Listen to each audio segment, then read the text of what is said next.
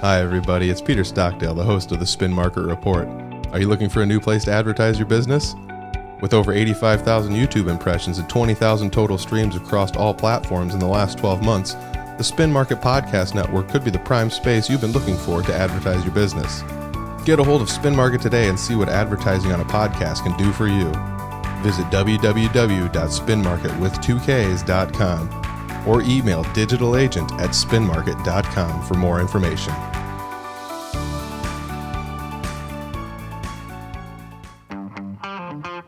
It's the Spin Market Report. Here's your host, Peter Stockdale. Hey, it's the Spin Market Report, everybody. We are back with another episode. I'm sitting down today with Cheryl O'Hern. This is almost like a reboot of the Spin It podcast that you guys used to have. Exactly. Which actually was a great podcast. You can go through, I think almost all of those are available basically anywhere you listen to this. So if you're looking for some good marketing tips, a lot of it still holds true. But it's amazing how some of it has changed already so quickly. And that's where businesses seem to falter the most, is not being able to keep up with all the changes. Yeah, I mean, I can speak to that for sure, because there's things that worked, like you said, 2 years ago, and they worked very well, but if you didn't change with the times, it might not work almost at all to an extent, you know. Or it's counterproductive because you have something else that you're using that replicated it or is better or whatever it may be. And the algorithms have changed, as you know how when we're discussing how the podcasts are doing and all the changes that YouTube does and how they qualify things. And I mean, it's mind blowing. It's pretty wild, like just simple stuff like if you put a clip that's under 3 minutes, here, and then it works really well, but then 2 years goes by and it's like that clip's going to be seen by 6 people at best, and you're better off making a reel, or something like that. So we're going to go through, I printed off a few topics here. Maybe we'll bounce these back and forth to one another, but we're just going to go through a few topics of digital marketing and see what kind of things we have to say about them. So emerging trends is the first thing. So what are some of the biggest emerging trends that are shaping the future of digital marketing right now? Well, number one would be AI. Yeah, for sure. AI for sure. It's learning how to personalize AI. AI is not necessarily meant for you to use it word for word. It's more of, think of it as an encyclopedia or something like that you would research or learn a little bit more about and then re-enter it into your own personalized way. Yeah. And I think that's where it's scary for people is sometimes they don't even know how to personalize it. True. Because they don't realize what their personality is for their marketing end, and they've been doing it, but then trying to translate it. So, there's so many factors in there and so many things that are changing, but that would be there. Understanding video. You have to do video. Yeah, nowadays it's imperative. Short videos, not, and don't make them perfect. Yeah, honestly, that's the weirdest thing too. Also, we'll make these reels and stuff, and some of them it's like this one's going to be the one that hits, and it's not. It's a different one that I had spent less time making, and it's the quote unquote better one. The algorithm grabbed onto that one, and that could just also be like, this is what I think would do the best. But when you send it out to the public thinks they like this one better. It could even just be that as far as that goes. Well, on another end is understanding voice and visual searches. Okay. Now, I remember one of our clients back, it was like 2018, and I kept saying, well, you need to make sure that you're doing everything for voice searching. Okay. And he stood up and he yelled at me and he says, if I hear you say voice searching one more time, he was so upset about that because he thought it was so stupid. Who is going to use voice searching to find out my business? Yeah, yesterday we had a client in here that did it right in front of us. Yes. Exactly. We asked him a question and he said, hold on a second, boop, boop, boop, and he just said it right into his phone and voice search. There you go. Exactly. So, again, 2018, 2025, 7 years. So most people would not think that was that long ago. Mm-hmm. And it would, but I was predicting it. I was saying, hey, this is something that you need to be cognizant of right now when you're doing your digital platforms and setting things up. Yeah, and I mean, that comes back to, it's weird because I always felt like this is the official way to do things. This is like, I went to school, I took the English classes, this is how you should type it out, but that's not how people speak. Exactly. So like when they say it out loud into their phone, it might not be the exact order of words or the exact set of keywords you might use, because when you say it out loud, it's not always the way you would write it down. Exactly. And so that's hard for them to understand as well. And I always use the information or the analogy of dental offices always want to call everything periodontal disease. And I'm going, okay, that's great, but nobody's going to Google periodontal disease. Your next patient is not going to do that. Yeah. I mean, it's, what is it? Gum disease. Gum disease, yeah. Or, something like that. So it's just the thing where sometimes you have to put yourself in the shoes of the general public, in order to see what. And that information changes. I had that conversation with a large client yesterday. We were talking about SEO and keywords and that type of thing.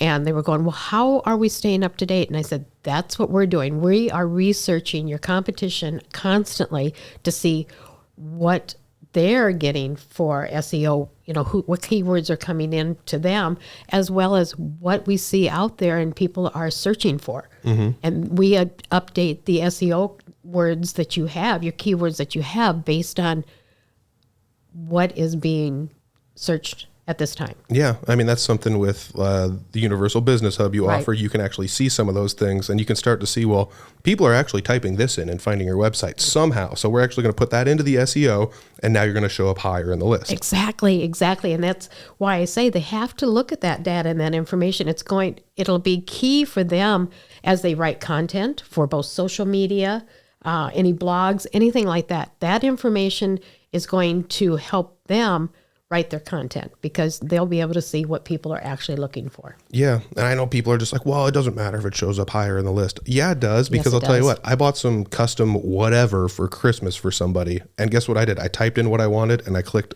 the third link down, because like the first two were just sponsored. Yes. So I clicked, which would have been the first return if there were no sponsored links. So I just clicked the first thing and then went to that company and paid them, and that why shouldn't it be them? Why shouldn't it be our clients? Exactly. And you brought up a good point, the sponsored part.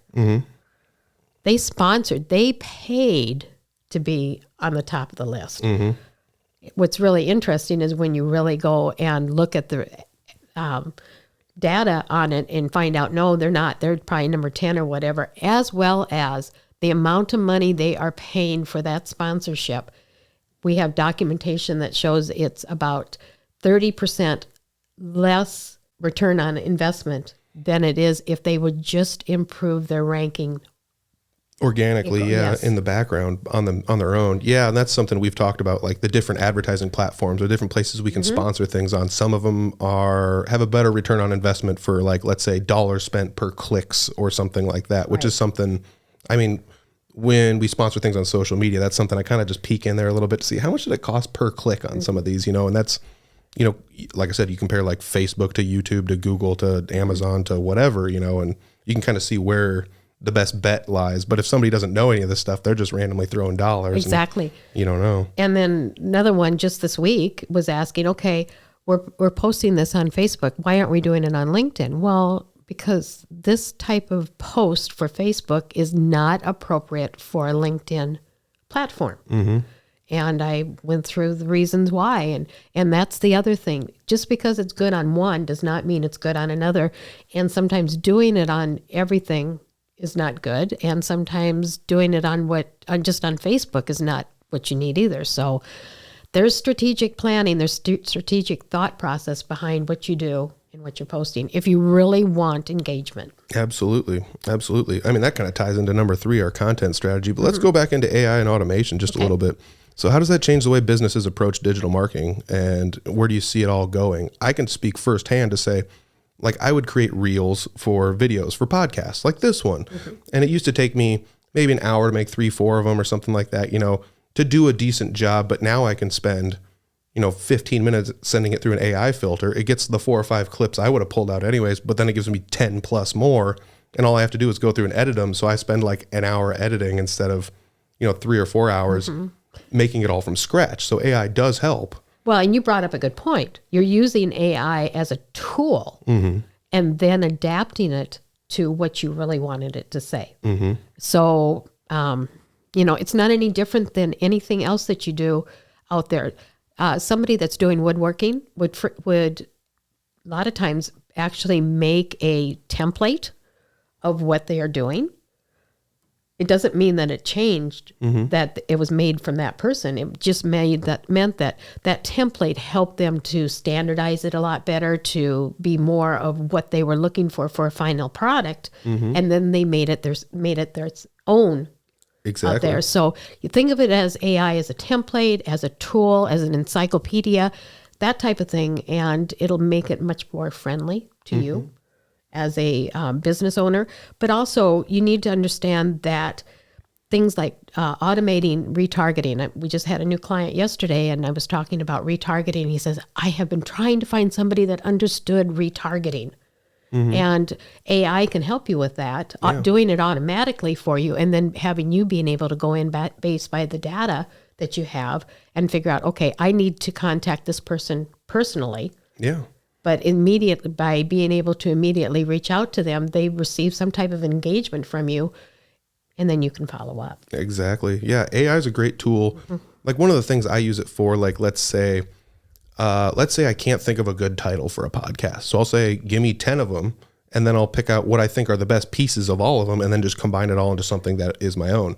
So again, it's not like I couldn't come up with the idea, but if I was to like go around the office, be like, give me 2 ideas for a name on this, you give me 2, you give me 2, and then I'll combine all those. It's easier just to go to AI. Can't you just see everybody slamming the door the minute you walk by? They're going, no, it's Peter. He's going to drive us nuts with it. And when you're doing, 3+ podcasts a week, it gets to be a little cumbersome to kind of try to think up these new titles for everything. So, I mean, that would be one way to do it. But like AI is great. It works out of the box, but there are ways to perfect it and make it work better as well for you. You can program it. Yeah. I tell clients that all the time. Okay, what do you want it to do? Okay, great. We'll program it to do that. You're kidding. You can do that? Sure. You can, have it do general, but you want to be more specific.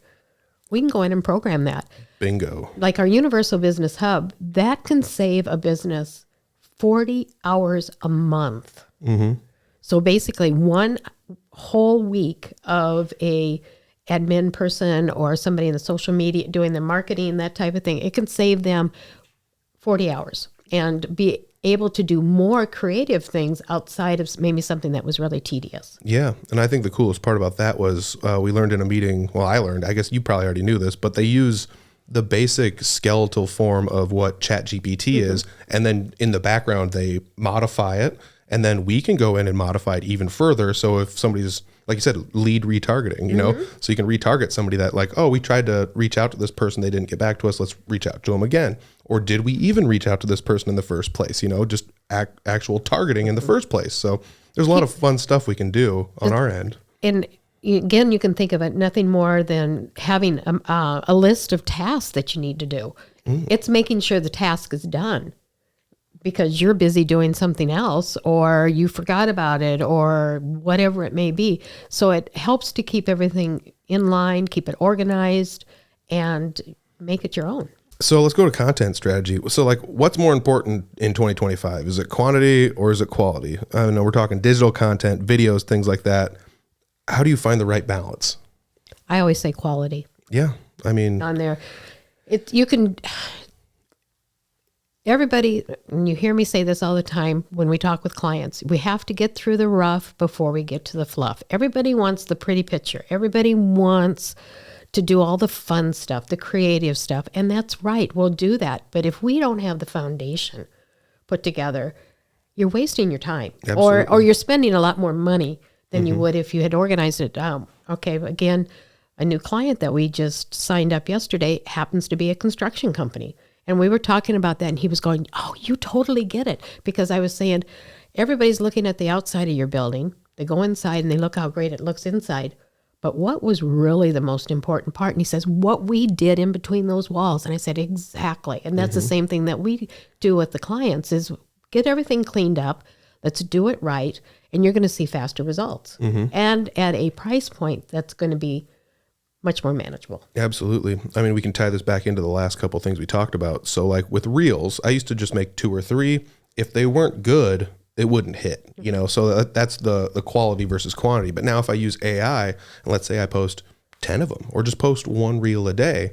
Well, now that's quality and quantity, because what I'm using is AI as the tool and the framework, and I'm going through and modifying it all. But then we've also found, like we've talked about this in past episodes, social media is great for certain things, but you can bury stuff pretty quickly. So like the Spin Market page, we were using that for the Spin Market Report.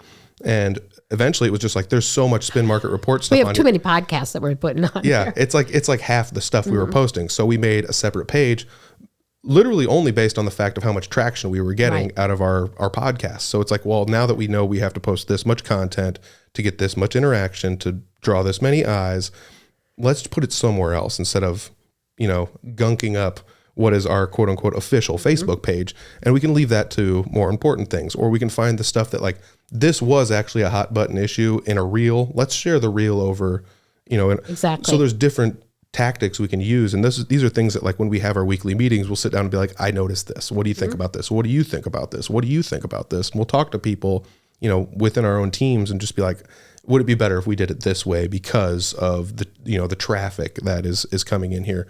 Or I think what that one started out as was I wanted to go back and find an old post, and I was like, man, I had to scroll a ways to find this. Yes. So because there was so many on the Facebook page. So there is something there where like quantity isn't always the best, but it could help though if you have good quality on each one of them. So. Right. And you're bringing up a really good point. I'm going to go back to the podcast, the 2 podcasts you did with the students. If you as a business owner want to know what your future is, Oh gosh, yeah. you need to listen to that, because these students are telling you what they like and what they're looking at and what the direction is. And that's your next market. That's your next generation that's out there. Now, that doesn't mean it's going to change. It's not going to change. It is. It's going to evolve, but those are the people you need to be listening to. We hear frequently, well, all of our people need to be older. We have an older market. Well, I get that, but why can't we add a younger market into that as well? You can still target the older market, but we can add some new things on there that would bring in the newer market or the younger market. But the other thing that was interesting from that one was the number of students, going back to the post that got lost, because there were so many, the reel that got lost. They said that they'll look at, there's so much noise in the social media world. They may see something that sparks their interest. And what do they do when they do that? They'll go to the profile and then click the link. And the link is the website. Exactly, the website. They were over and over again, students were saying they trusted the website, and that's where they went if they were really interested. Yeah. And the crazy thing was so many of them said, well, if I go there and the website doesn't look good, or it's non-secure, Or it says or it doesn't not look secure on the thing. or it hasn't been updated in 2-3 years, they're just like, I don't know. Maybe Exactly. maybe I just won't buy anything from this. And it's crazy because it's, like I said, it's from the mouths of babes right there. Like it's the next generation of possible clientele or customer base for some of these people. So they're on it for sure. They know what's going on. So let's talk about some evolution. So we got search algorithms are constantly changing. That's something we touched on a little bit earlier. But what are some of the current best practices for SEOs? Or like how can businesses stay ahead? Is that something that using, like I said, some of our Universal Business Hub or some of the softwares that we have at our disposal, is that something that they can use? You bet they can use any of those, but they also need it. Again, those are tools. They still have to do the work. Something in there, even if they use AI or whatever to, as we said, help create the content. They still need to personalize it. But what they need to really think through is align their content with what our current searches, their SEO.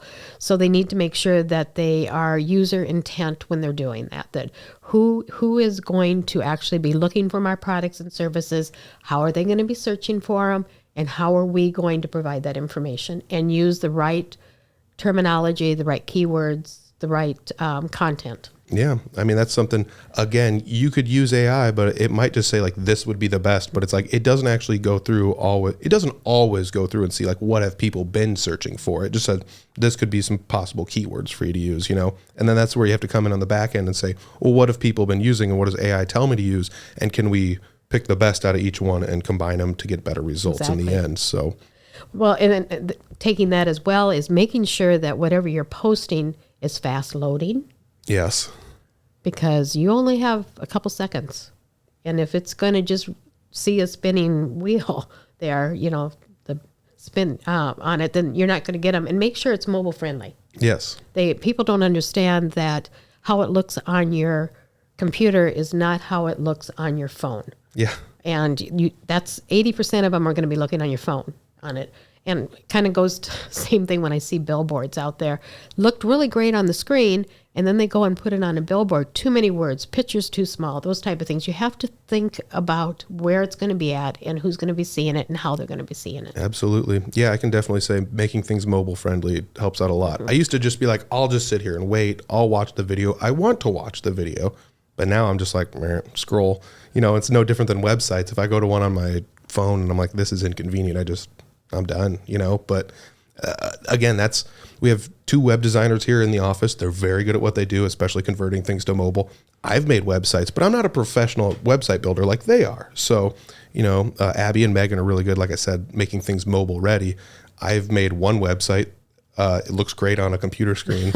It does not look very good on a mobile screen. So that's where having them here helps out quite a bit. Because that's me even telling you like a website I made is just kind of like, I don't know. And I did that personally on the side like a year or so ago. So that was something that was like, I wish I had their expertise at this, Well, and that's brings in a whole different conversation talking about just because somebody has a marketing background does not mean that they understand digital, does not mean they understand social media, does not mean they know how to design a website.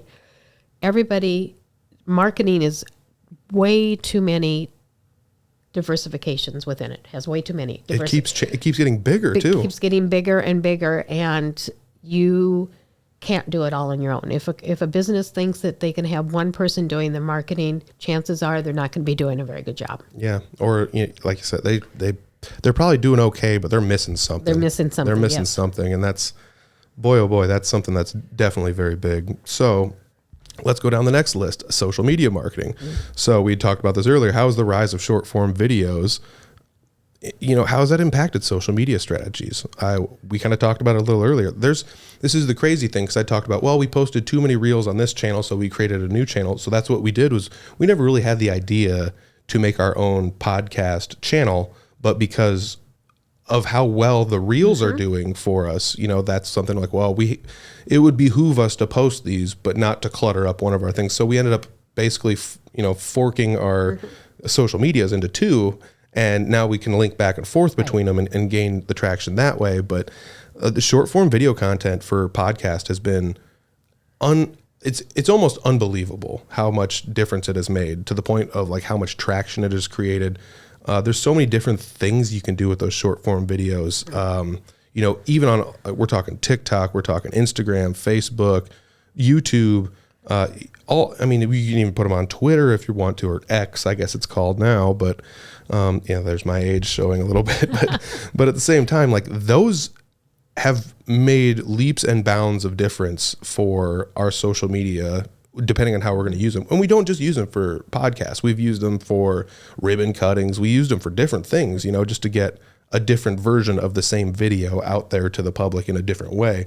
Because let's say we post a long form video on YouTube. Maybe somebody doesn't see it. So let's take a small clip, put it on Facebook. And maybe somebody, I like this thing. What is this? I've never seen this thing before with, Todd and Jeremiah. What is it? Talk for it, Dodge. Let's go check it out. And then they go click over and they check it out, or this was actually some really insightful stuff about finances. Let's go see what this How to Money with Cole and Cole thing is. And then they'll go start watching that one.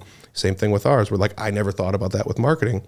Maybe I'll go back and watch an old episode of the Spin Market Report, or maybe I want to hear the full episode. What was the full conversation like, Yeah. You have to look at the whole picture. So short form videos are essential if you're going to reach your market. Again, that was brought up over and over again when we interviewed those students, or those students were talking. Short videos catch their eye. From there, they take it to the next step. So you need to make sure you're highly creative. You need to make sure that you're quick storytelling. And you need to make sure you have a call to action. What is the end goal of this? The end goal should be that you want them to learn more about you somewhere, somehow. And it doesn't, a website is one of them, but maybe it's taking them to another Facebook page. Yeah. Or maybe it's taking them to your LinkedIn page because you want them to know how professional you are. again, what's your call to action with it? Think through where it's at and not just worry about the pretty picture that you're posting. Yeah. I mean, something about that is like, how many times have you went through a reel and you watch the reel and you like the reel and then you go look at the caption on it and it's just like, what's your favorite kind of cookie or something? Yeah. And that sometimes that can be a simple enough call to action just to get interaction on your page, but sometimes you can make it a little bit deeper. Like, do you want to see more content like this? Click this link. It could be something like that. So there are different ways call to actions can benefit you, especially in social media, because social media alone is so cumbersome because there's 4 big channels that everybody uses for the most part. And each one's different. And they're all very different. Because I can say that like some of them I am better at traversing than others. Part of that is my age, and part of that is still cracking into the algorithms that each one uses and how they change so fast. Some of them, it's like, you can post this, but we don't want any more than 10 hashtags. Unless you're posting something like this, we don't want any more than 3. Yes. And if you're going to post this, I don't want there to be returns in between. I don't want there to be paragraph hashtags. It has to be one line. So there's different things that work better, and those are things that like we can test out for you and see what works better for you. Because we do have a few clients, and I don't know, I haven't really brought this up in a team meeting, but it almost doesn't matter what I put down there. It still has the same traction because the content is that good, or the algorithm knows the transcript from what they're saying is that good that they're going to push it out there regardless of what I put down below. So that's a testament to good content. The algorithm almost doesn't matter. Exactly. And people need to understand that doesn't happen overnight. No. Either. It's consistency of it. But you keep bringing up the hashtags. And I love watching people try to be creative with hashtags. And they don't understand how hashtags work. So if it's a hashtag that has less than 1,000 times that it's ever used, yeah, that's okay a little bit, but you better have some other hashtags on there that have much more dynamic usage. Yes. Yeah, hashtags are a goofy one because, like, let's say you use a hashtag that has 1.9 million uses. You might get lost in the translation if somebody goes over and searches too much. The hashtag. Might be maybe too much. Yep. So I've been, that's something I always try to do. Is like, let's pick a couple niche ones, let's pick a couple broad ones, and let's pick a couple in the middle, and we'll see which ones pull in. Which ones people actually find us through. Hashtags are really fun. I want to say they're like kind of an antiquated thing. They were from social media maybe 10, 15 years ago. They used to be used in like chat rooms and things like that in the 90s and the early 2000s. But now it's a great way to find the content you want. You could, like, let's just say everything, we don't do this, but let's say everything we posted, we put hashtag Spin Market at the bottom. You could go to the hashtag Spin Market on any social media and find any post we had anything to do with. That's a good way to do it. Like it's no different than Delightful Dodge or something like that, where it's like you can go find anybody talking anything about why Ford Dodge is great by using the hashtag Delightful Dodge. But if you were just to put small business, like how many people are using the small business hashtag? It could have 4.9 million uses, and it's like, well, I might get lost in the translation there. So like you said, have to have more guts to it in order for that hashtag to really work. Yeah, it's a fine line. You also don't want to use a hashtag that's just like, the number one home builder in all of Iowa or something. It's like, that's too long. People aren't going to remember it. They're not going to be able to find it and things like that. And they wouldn't have asked. They wouldn't have talked that into their Siri or whatever, or going the other realm and having zillions of hashtags. I mean, talk about overkill. Yeah, it could be a little overkill. And that's another thing. Too many hashtags could be detrimental to the algorithm too. So there's, like I said, both have their benefits, science to everything that we do. You have to meet it in the middle somewhere. So let's talk paid advertising. This is something you do a lot of for companies, for our company, for clients and things like that. It has changed a lot. So what's the key to a successful paid advertising campaign? How can businesses avoid common pitfalls? There are places that have, like we talked about earlier, a little bit better ROI, return on your investment for that. So can we talk a little bit about that? Yeah. And of course, every business is different. Again, you need to make sure that whatever information you have out there, once you're going to start doing that paid advertisement, is correct. It looks right. It has all the information correct. All of that needs to be there before you start paying for advertising, because you want them to go to different places to look at your stuff, and you want to make sure that it's quality across the board. Mm-hmm. So you need to make sure that you have all your ducks in the row and then start marketing. You're not going to necessarily understand the demographics if you haven't done any paid advertising at the very beginning. You may have an idea who your demographic is, but I guarantee you that every client we have, we are always bringing up, well, did you realize that was a demographic that you're not hitting? No, I did not, until you start seeing who actually was looking at it, how they were looking at it, which page they went to, how long they stayed on it. I mean, there's so many things that have to go along with it while you're doing it to understand where it's at, and don't expect results in, a handful of hours.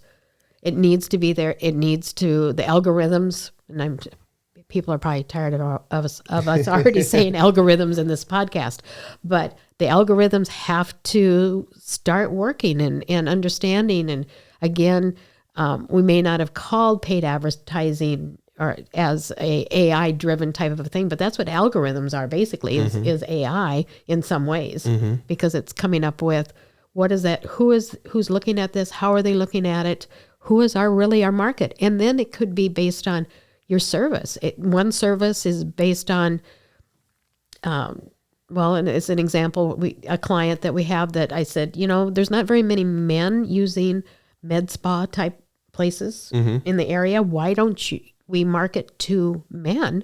Yeah, find something that'll trip their trigger and say, I'm actually curious about this. And two things would happen. If the wife is looking at it, or the spouse, the significant other is looking at it and saying, oh, hey, did you know that this med spa specializes with and works with men?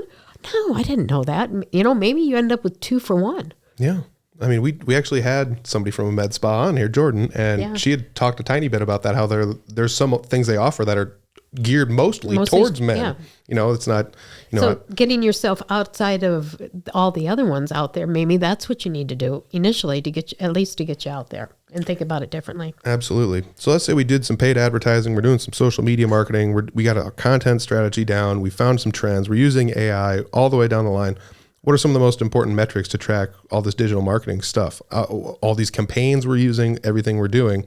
How can these businesses measure ROI effectively? I would definitely have to say bottom line figure, the easiest one to point at, conversion rate. Yes, exactly. And I don't know that. Yeah, because that's in their hands. Exactly. I always tell clients, I can get them to your door. I just can't control what happens after they get to that door. I can't control if they walk in. I can't control if they buy from you or whatever. You need to communicate that to us. We need to keep figures. We've got a furniture company that we work with, and getting them to go back and look at what was last year. Every time we have a call every week, we're going through and I'm saying, okay, what did you do last year? What was significant? Was it the ad? Was it because they said they saw it online, or they saw something someplace else, or it was the price point, or it was the color of the furniture that we posted out there? What else was there, so that we can make some analogies as to what's working and what's not, as well as how are we going to do this next year at this time? Because there's certain things in the furniture world where they have certain specials at certain times of the year, all the time, routinely. So they had never done that. They had no idea. Yeah, they never sat down and looked at their data or compiled it. No, never looked at their numbers, never bothered to pay any attention to that. They looked at, okay, well, it was a good month because we made X amount of dollars, but they never looked at what kind of where the dollars were being spent. Oh yeah, that was a company that was mostly on paper prior. Yes. And that's a testament to paper's great, but like when you want to start compiling stuff, you're gonna have to have a big desk with a lot of papers out. Way too many spreadsheets. to try to get everything compiled into one. If you have a nice digital spreadsheet of some sort, if you have AI helping you out, if you have any, like our universal business hub kind of compiling numbers for you, it's a nice way to show this is how easy it is and this is what worked, It's no different than podcasts. Like usually when we record podcasts with a client, I'll bring them in and I'll say, this is how your podcast did the last couple of weeks. Let's look at some of this stuff. This is what it looked like the last 90 days. And it's fresh in their mind. Yes. That's the other thing. And they'll say like, what's that big spike over there? What's that all about? And it's like, well, let's look it up and see what happened. Yes. You posted this episode and then these 2 reels did really good and drove people back over to the episode further down the week, which created a longer trend of your podcast staying up in the algorithm, or on somebody's For You page on YouTube or whatever it happened to be. So there are different metrics we can use. Again, the one everyone's always going to point at is the conversion rate. Yes. That's always like the big one. But there are different things we can say. We know people are at least looking at this. And if they're not getting to you, we need to figure out why. Right. And that's where the communication back from their end says, oh, we saw these people, they came in, they've got something, and that's how we know what we're doing is working, so. Yeah, exactly. And looking at the content. So it could be A and B testing. So I've done this before where I've shown a client, okay, here's this picture and here's this content. Here's the same picture. I just cropped it different. Mm-hmm. So nothing is different other than this one here is the full picture of the upper part of the body and his face and everything. The other one is more focused on his eyes. Mm-hmm. Guess which one did better? Probably the one with the eyes. Yes. I took a psychology class. You can tell a lot about somebody's emotions internally by just looking at their eyes. Yes. So that's probably what they're doing. Yeah, exactly. Exactly. And everybody's going, it was the exact same picture. It was just that we cropped it. And I said, okay, leave it alone, see what happens. And hands down, the eye one always wins. Yeah, there's really fun A/B testing you can do on social media. I haven't done a ton of it, but you can do stuff like exactly like you said. We'll post this picture. We'll post this picture. This will be the A caption. This will be the B caption. Switch them out halfway through the week and see what happens. Show the A to some people and the B to some people, and we'll see which one does better. And then you can turn on, okay, we're just doing the B one now. Just turn the A one off because this one's doing better. It works better, or something like that. So there are some fun other little like metrics you can do. Again, the Universal Business Hub that we have that's available to clients is nice because it puts it all in one place. It does get kind of cumbersome when you got to go to the Meta Business Suite and then go to YouTube and then go to your podcast services and then go to, all down the line. Let's compile all of these. And it's like that gets to be a little cumbersome. Show it collectively, all of them, how it's doing across the board, and then how it on each of the platforms it's individually doing. Yeah, if you guys are curious about the Universal Business Hub, give us a call. There's a little ad that'll play with our phone number in it. Otherwise, it's down below in the description, or just go to our website, find it, spinmarket.com. So we got a couple other topics here. So challenges for small businesses. We deal mostly with small and medium-sized businesses. We've done some things for what I would definitely call large businesses, but it's mostly small and medium businesses. So what are some of the biggest challenges for small businesses? Because that's honestly what most businesses in small towns are, small businesses. So if somebody wants to enter the digital marketing space, how can they overcome some of these challenges that they're going to face? Well, money is always number one. Mm-hmm. And it's like anything else. They'll spend a lot of money on remodeling or whatever is there and then have nothing left over for marketing. Mm-hmm. Both are important, but somewhere along the line, you need to understand that you have to spend money for marketing. And then because the majority, and especially in our case, you don't actually have something that you hold or feel. People will listen to a radio ad or listen to a TV commercial or whatever. All of those are good. But the problem is what was the market that you went to with that? Mm-hmm. What are you doing? Don't put all your money into just a radio ad. Don't put all your money into just a TV ad. Mm-hmm. What are you doing along with it to support that? Mm-hmm. And how are you doing it efficiently? And that's why we always tell everybody we need to make sure the foundation is right so that whatever money we're spending, we can track it and we can get that information. And then how are you retargeting them? Mm-hmm. It's not one and out. Yeah.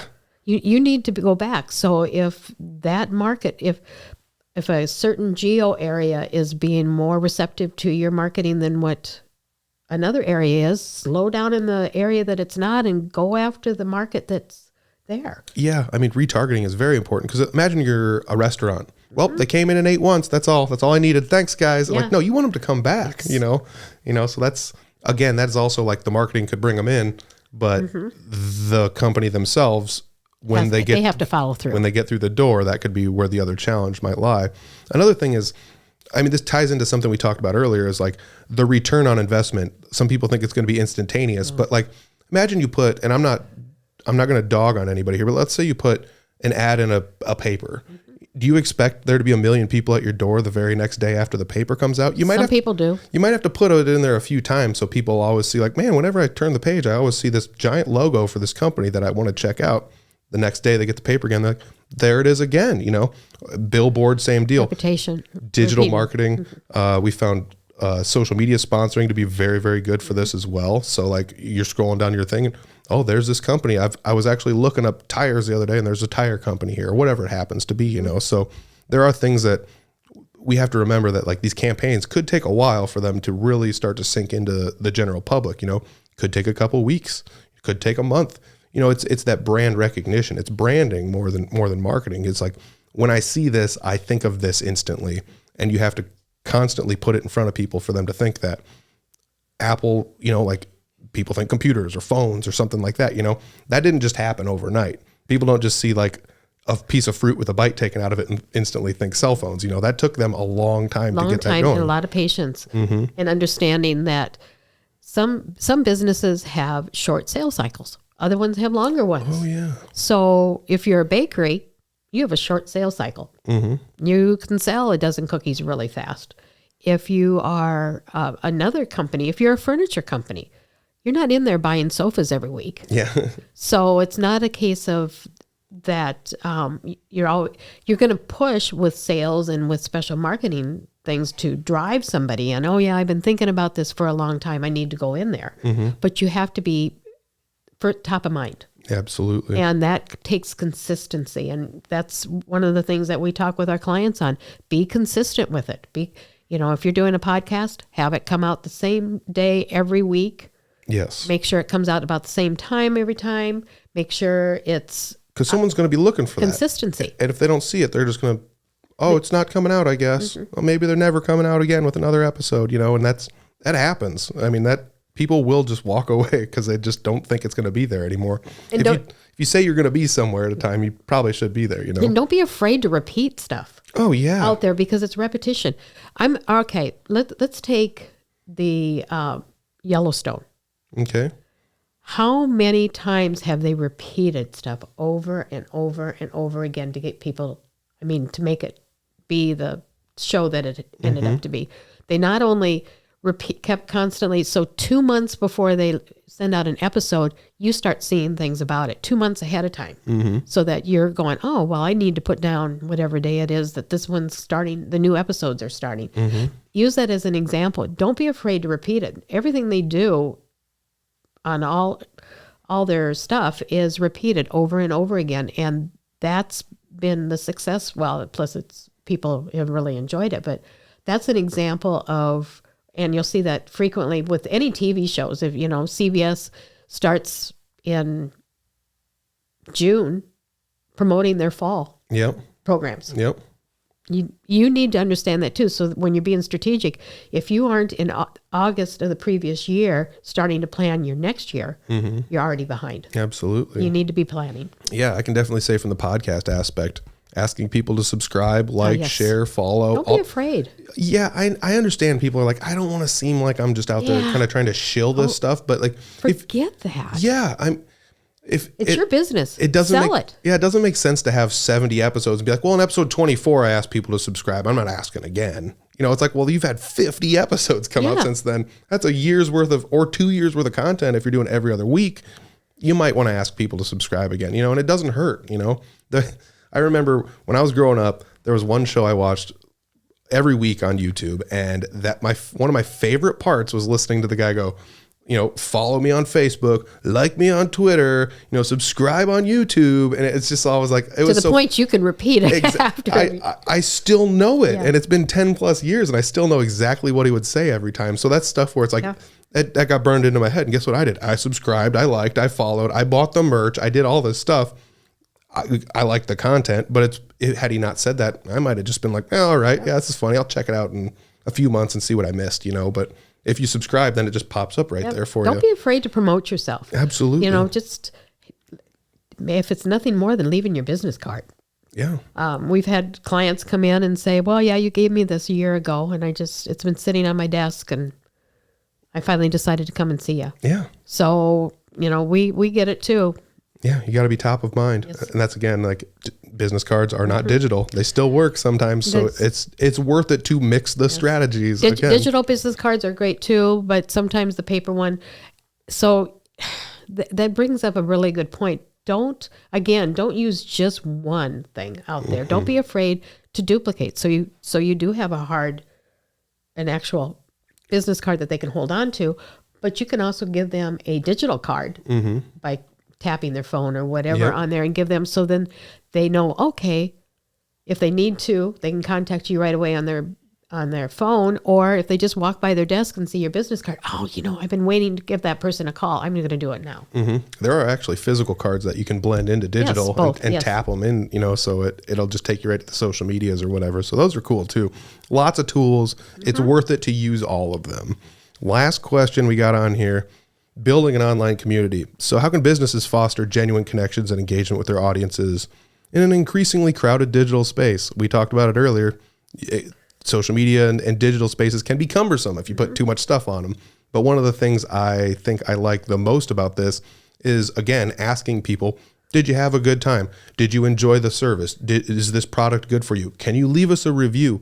How many times have you gone somewhere, you looked at the reviews and you're just like, nope, not for me, because the reviews Younger ones, that's exactly what they do. The reviews matter. I mean, I almost bought something recently online and I was just like, this has 3 out of 5 stars. And then you start looking through it and you're like, I'm going to go look somewhere else for something else, and I found something else that worked that had more stars, and that's no different than any of this. And that'd probably be one of the first things I would say is like those genuine connections you can have with people could be as simple as them leaving a review. Exactly, on there. And then other things that you need to think about are sharing stories about other people, other businesses, whatever. Had this conversation with another client, a big egg client, and talking about, okay, we need to work. You've been really, we're getting things cleaned up, working on the social media side. We're getting that going, getting people liking and sharing it, but we're not getting additional followers as quickly as what we should. We need to go out and increase our followers. So how can we do that? Well, why don't we start going and including information about other businesses that you work with? Because that's a whole nother crowd. I love that. And that's what we're doing now. And within just 2 weeks, we already started seeing an improvement because we were sharing stuff that this individual business was doing. And they started sharing our stuff. In just 2 weeks, we already started seeing an improvement. So going in and learning how to share reliable stories and reliable businesses that you work with, share their stuff, show it out there. If you're a company and you're need to have your employees following and liking and sharing, because each one of them has a different demographic that you're pulling in. So that's one really important thing. What you're talking about is something I never really thought too much about until last week's episode of the podcast when we talked to Chanel with Country Oven Home Bakery. She brought up, I asked everyone the same question. Can you name a time in your life where marketing impacted you? You possibly didn't realize it. And she talked about business to business marketing, which is something I was like, I always just think you're marketing to the client. You could be marketing to another business because you might need to partner up with them to produce the thing you need to produce. Or maybe sell it in their store. Yeah. I mean, one of the things she talked about was like, I make this bread, everybody loved it. And then this flour company came by and said, we make flour. And had they not said something to her business to business, they might not have known, and so your client base is not always just the customer at the end of the cycle. It could be, like you said, partnering up with another company and being like, hey, did you know that we do this stuff for these people and we're sharing their thing because look at this product they have and we had a small portion, we had something to do with this in some aspect, and they're a great company and we love their products. It could be as simple as that, business to business marketing or cross promoting between businesses. It's maybe a touchy subject for some people because they don't want to reach out to another business and do that. But sometimes it's nice to just organically go out and just say, hey, I like these guys. I like this company. I like those people over there doing these things. You should check them out. Exactly. You never know what could come of it. It's a great way to give a review. It's a great way to get their information out. And you'll hear me say it over and over again. As your business grows, so does your community. So everything that you're putting out there digitally impacts everybody in the community. So if you're going to put out something negative, you need to really think about it. Is it just me wanting to make noise, or is this something legitimate that we really need to have a conversation about? Absolutely. Yeah, this is speaking of conversation, this was a good conversation. I just kind of wanted to bring you in here and talk to you about a couple different things. New year, new marketing tactics, new things for people to think about in 2025, because things changed so much since 2020, Right. it was almost just like a light switch went off and everything changed immensely. And it just keeps changing every single year. Things evolve and get a little bit different. And this will be a nice little placeholder for you to give you things to think about. Right. And maybe contact us and see how we can help you, or maybe to change up how you're doing things in your own space. Seriously, go and look over your marketing and what you're doing, and the revenue you want to bring in, and figure out how are you going to play the two together, because your marketing and your revenue, how are you going to hire employees?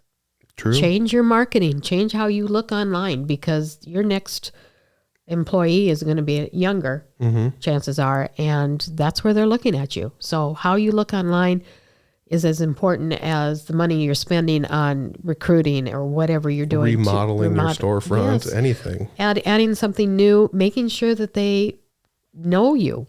Get out and about. Show yourself out in the public. Old-fashioned networking. Yes, old-fashioned always works great. Word of mouth works great, but sometimes you gotta get out there digitally in order for people to even see it in the first place. But exactly. Man, yeah. Again, this is great. It's a mix of things. It's not just digital, but digital is a huge portion of all of this stuff, because that's where everybody's at nowadays. So cool. That's it. That's all I got for us this week, everybody. Thank you. Make sure you like, subscribe, share. Everything's down in the comments or down in the description. If you like what we're talking about, leave a comment. If you don't like what we're talking about, leave a comment. Yes. And let's spark a conversation about some of these things. All right. Thanks. We'll check you next week. This podcast is produced by Spin Market and Digital. Located in Fort Dodge, Iowa, Spin Market's highly skilled team can help you increase your market by updating your website, improving SEO, designing advertisements, and producing podcasts that will grab the attention of your market. Contact Spin Market today for all your digital marketing needs at digitalagent@spinmarketwith2ks.com, or call us at 515-302-8026. And to learn more, visit our website at www.spinmarketwith2ks.com. That's digitalagent@spinmarketwith2ks.com, or 515-302-8026. Or visit our website at www.spinmarketwith2ks.com.